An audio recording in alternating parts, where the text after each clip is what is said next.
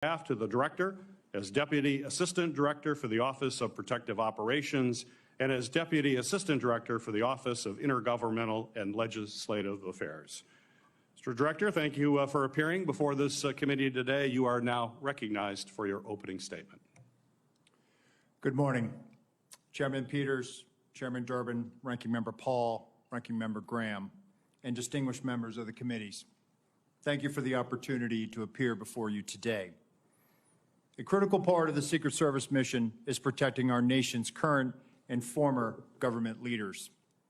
The attempted assassination of former President Donald J. Trump on Saturday, July 13th, 2024, in Butler, Pennsylvania, was a failure on multiple levels. I join you and all Americans in condemning the horrific assault on former President Trump, Corey Comparator, James Copenhaver, and David Dutch.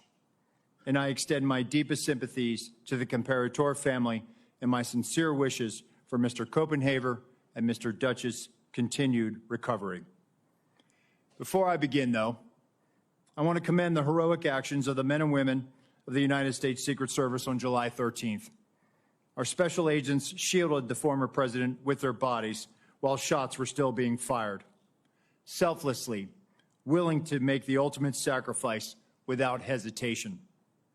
I am extremely proud of these actions and those taken by the counter-sniper team to neutralize the threat that prevented further loss of life.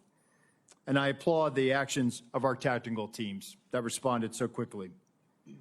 I would also like to express my gratitude to our federal, state, and local partners.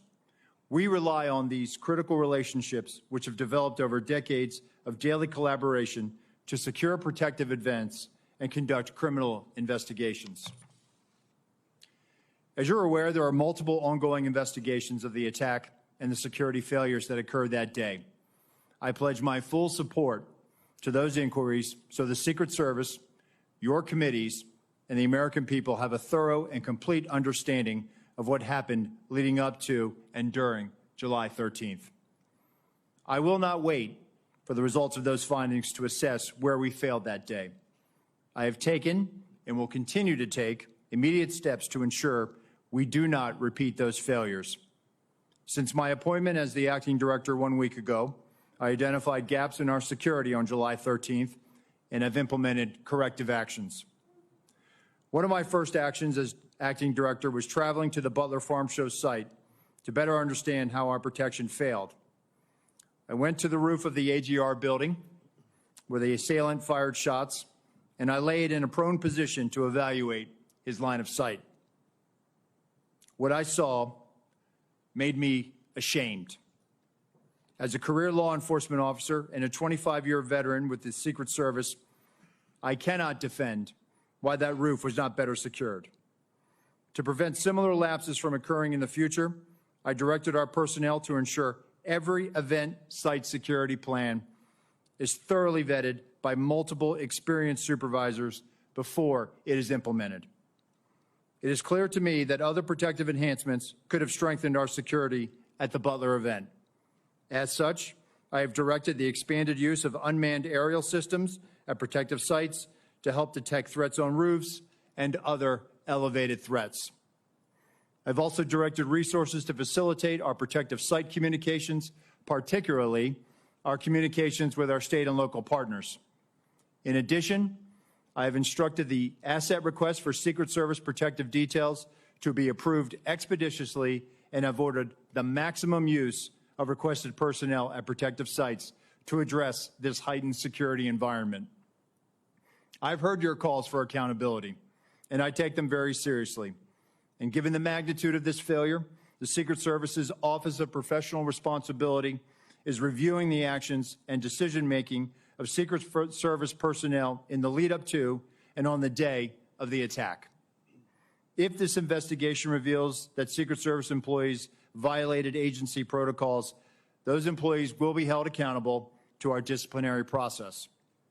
With respect to congressional investigations and requests for information, I instructed my staff to provide full cooperation and respond expeditiously on a continuing basis to ensure you have the information you need to conduct your critical oversight. In my testimony before you today, I will provide details on the Secret Service's advanced security planning for the Butler Farm Show site. Facts as we know them regarding the incident itself, known breakdowns in executing the security plan, and corrective actions that the agency is taking to ensure that nothing like this happens again. But I do not believe that inadequate time to plan for this event was a factor in the failure. As you saw in my written statement, I am prepared to provide an overview of the security planning leading up to and during the July 13th attack. However, I would like to point out that based on what I know right now, neither the Secret Service counter-sniper teams nor members of the former president's security detail had any knowledge that there was a man on the roof of the AGR building with a firearm. It is my understanding those personnel were not aware the assailant had a firearm until they heard gunshots. Prior to that, they were operating with the knowledge that local law enforcement was working an issue of a suspicious individual prior to the shots being fired. I regret that information was not passed to Congress and the public sooner with greater frequency. And I fear this lack of information has given rise to multiple false and dangerous conspiracy theories about what took place that day. And I want to debunk these theories. Let me address one conspiracy directly. The Secret Service counter-sniper neutralized the assailant within seconds after the assailant fired his weapon. That counter-sniper had full discretion to use deadly force to stop an attacker and did not need to seek authorization to fire. I am immensely proud of the selfless dedication of our employees to the mission.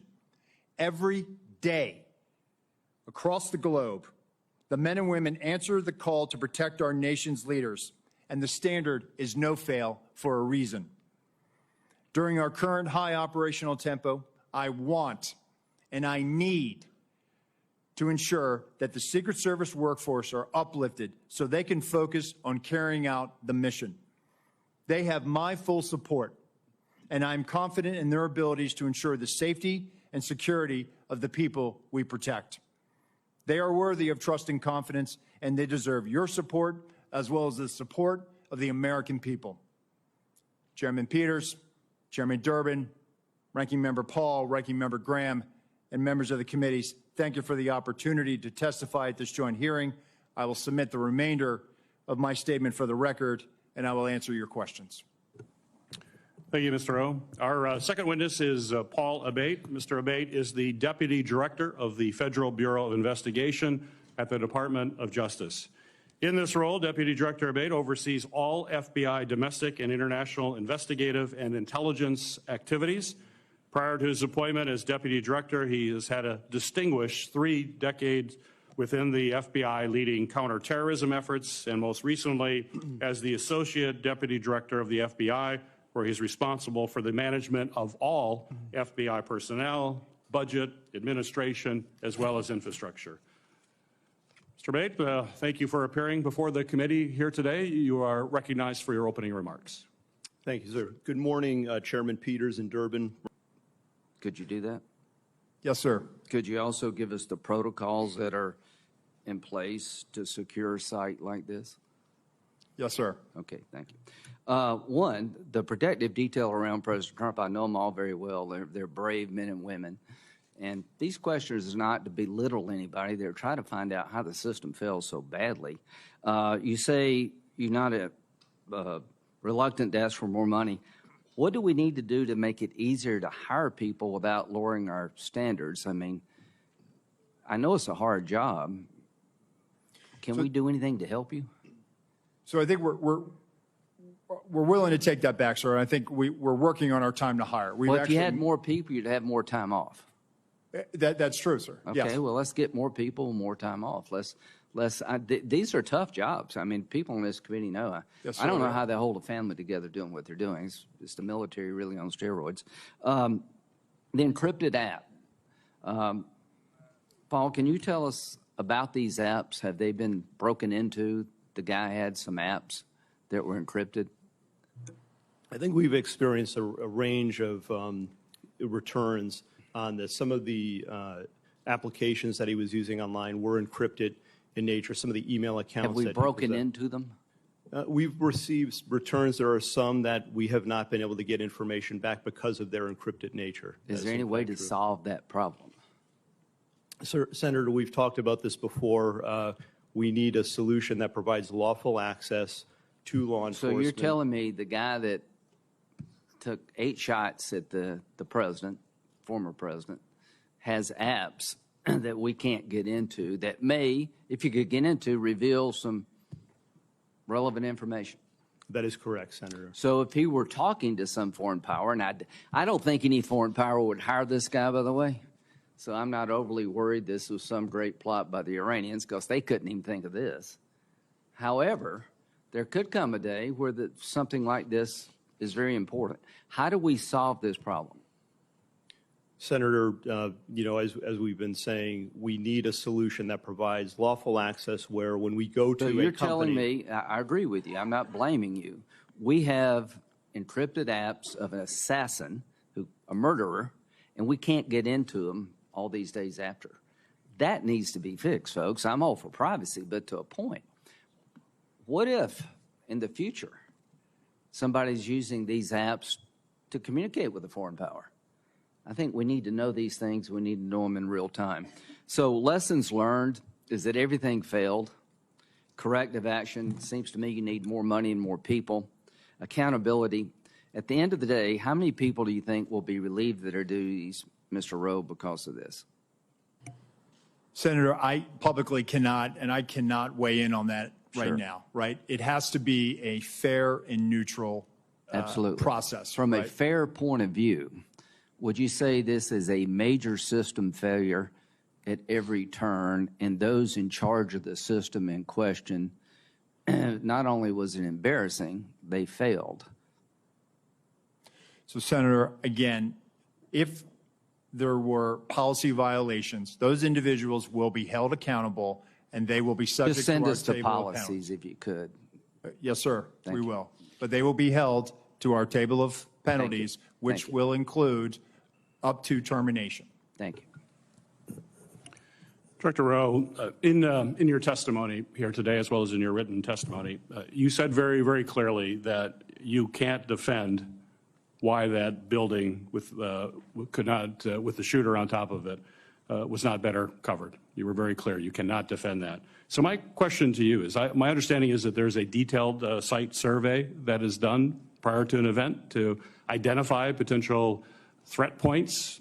So talk to me about that site survey. I'm sure you've had a chance to look at it now after action. And how did that site survey get approved when it was so clear that that was a major threat from that building? Thank you, Senator. So our Pittsburgh field office did the advance. During that advance, not only were they discussing amongst themselves about mitigating the line of sight, but also they were discussing with other agencies that were supporting it. Our counter snipers met with their counterparts. The team lead and team lead met. They walked the site. They identified the AGR building. And if I may, Senator, if I could point out something right now, if I may, and we will place this for the record, but this is the point of view. This is from the second floor of the AGR building. This point of view is the point of view where the counter sniper team locally was posted. The gold arrow indicates where the shooter fired from. Looking left. Why was the assailant not seen? When we were told that building was going to be covered, that there had been a face-to-face that afternoon, that our team leads met, this was the view.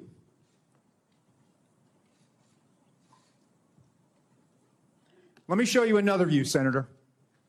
B.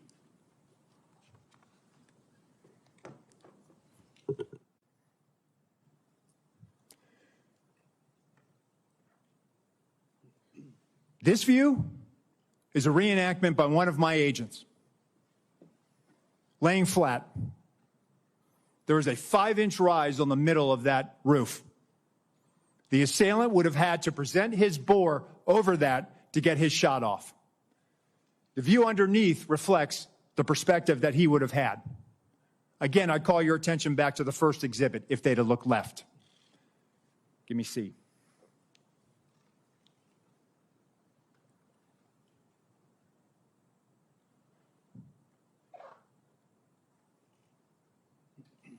This is what our counter-sniper team saw. Shooter, no elbows. You barely make out the crown of his head. Below it, the assailant up prone. And let me just tell you, our counter-sniper, this individual, I know him. I consider him a friend. He has covered me operationally in conflict zones.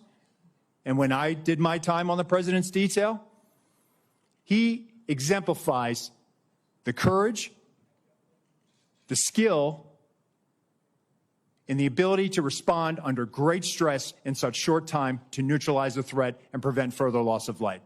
Getting back to your question, Senator, these were discussions that were had between the Pittsburgh field office, the local counterparts, and everyone supporting that visit that day. And that's why when I laid in that position, I could not, and I will not, and I cannot understand why there was not better coverage, or at least somebody looking at that roof line when that's where they were posted. Director Rowe, the Secret Service, state and local law enforcement were on multiple communication channels, is my understanding, during that time. And as a result, local law enforcement was only able to call in to a state command center that was then relayed from the Secret Service. There seemed to be a recurring issue in emergency situations that we're finding with the federal government, that there's not a seamless way to communicate, particularly if you're relying on local law enforcement to deal with what was clearly a major vulnerability. Local law enforcement in Butler told my staff that they had no way of communicating directly with the Secret Service. And if I listened to Mr. Abate saying there was about 30 seconds between when the local law enforcement reported that there was a man on the roof with a gun, 30 seconds, if it's communicated directly to a counter sniper team, would that be enough time to react prior to the firing of those shots? Senator, if we'd had that information, they would have been able to address it more quickly. It appears that that information was stuck or siloed in that state and local channel. I will tell you, though, that there were our tactical elements did have, not only did they have embeds from Butler County ESU with them, but they also had radios on the tactical net. It is troubling to me that we did not get that information as quickly as we should have. We didn't know that there was this incident going on, and the only thing we had was that locals were working an issue at the 3 o'clock, which would have been the former president's right-hand side, which is where the shot came. Nothing about man on the roof, nothing about man with a gun. None of that information ever made it over our net. So that will change? Yes, sir. We are working right now to figure out the interoperability and also make sure that we do have access to those channels, whether through a counterpart system or some other means. Very good. Ranking Member Paul, you're recognized for your questions. Director Rowe, I'm encouraged by your attitude and what you brought here today, what you've talked about as far as immediate changes that you've made, and I hope you'll follow through with that. I'm encouraged by the fact that you acknowledge that it's indefensible that the roof was unattended. Would you say the roof being unattended breaches standard protocol for setting up a security perimeter? What I would say, Senator, is that that roof should have had better coverage, and we will get to the bottom of if there were any policy violations. I would think indefensible would go along with breaching protocol, and I can't imagine how indefensible would not be breaching protocol. What I would caution, though, is that I sense, and you're the Secret Service, and these people are your friends, and they are heroic people who do good things, that we can't let our friendships blind us from responsibility. So someone's in charge of the security at the zone. Would the Secret Service be in charge of the entire operation, and they work with law enforcement, but they're in charge? The person in charge of the entire operation is the Secret Service, not the local police. You're correct, sir. This is a failure of the Secret Service. So that's what I mean. And look, I don't wish anybody harm. I appreciate the bravery of the Capitol Hill police. I was at the shooting at the ball field. I've heard 100 shots coming my way. Fortunately, none came to me.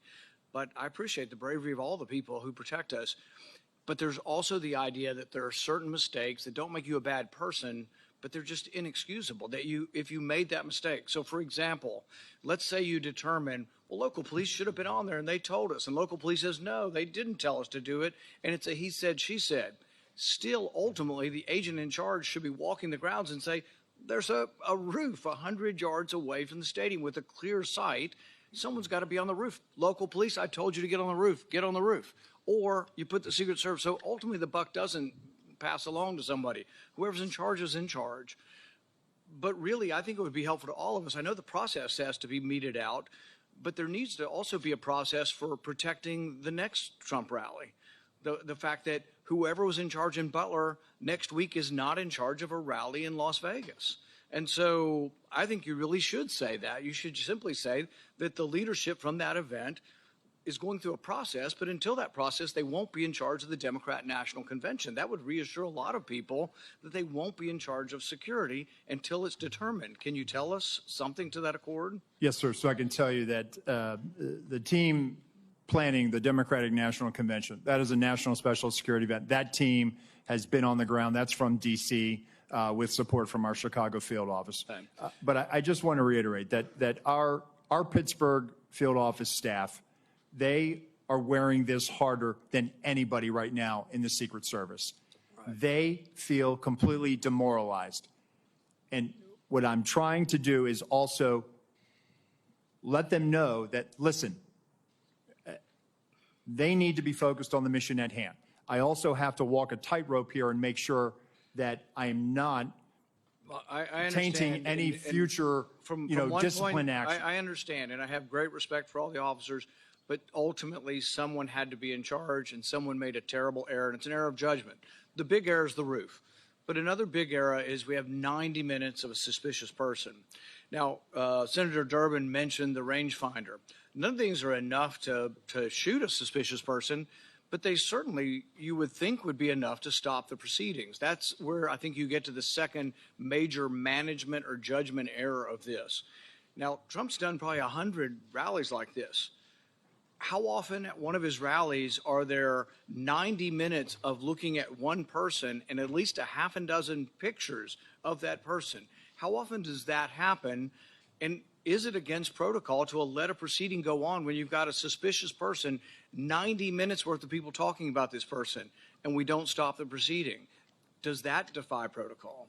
So Senator, while there's 90 minutes in total from when he's first identified by local law enforcement, we have about a 30-minute window. But at no time is there anything ever communicated about weapon or harm. And I think that's where the threat. A weapon, you shoot people with a weapon. Sure. Without a weapon, we're talking about people you stop and say, he had a backpack, which was probably big enough to have the AR-15 in it. In all likelihood, the backpack has the weapon in it. So a guy with a big backpack would never get through the perimeter. So once again, a big mistake was not having the perimeter wide enough to prevent people from shooting outside the perimeter. But the thing is, he would have never gotten through the perimeter, right? His backpack would have been checked. But people with big backpacks are very suspicious. And I would think he's been seen 6 times. But you got 20 or 30 minutes of knowing about it. But the thing is, there's all kinds of chatter going on about this. And you would think the chatter going on with the local police is on a police radio, and a policeman with that radio is standing in the control tent, so you get that communication. So there's a huge and massive breakdown. But really my question is, how often has this happened at other rallies where there's a half a dozen pictures and 90 minutes of people talking about a suspicious person? I just can't imagine that it's real common. So, Senator, at rallies, there are people that come to the attention of law enforcement for a variety of reasons. If they come to our attention for some other activity that might, put it a little bit, hey, we probably need to go check that individual out. This happens, and that's why we attempt to locate them. That's why it's important for us to try to find them. And it's important to have the information. And so local law enforcement did their very level best to try to locate him. They did provide us the photos 30 minutes prior.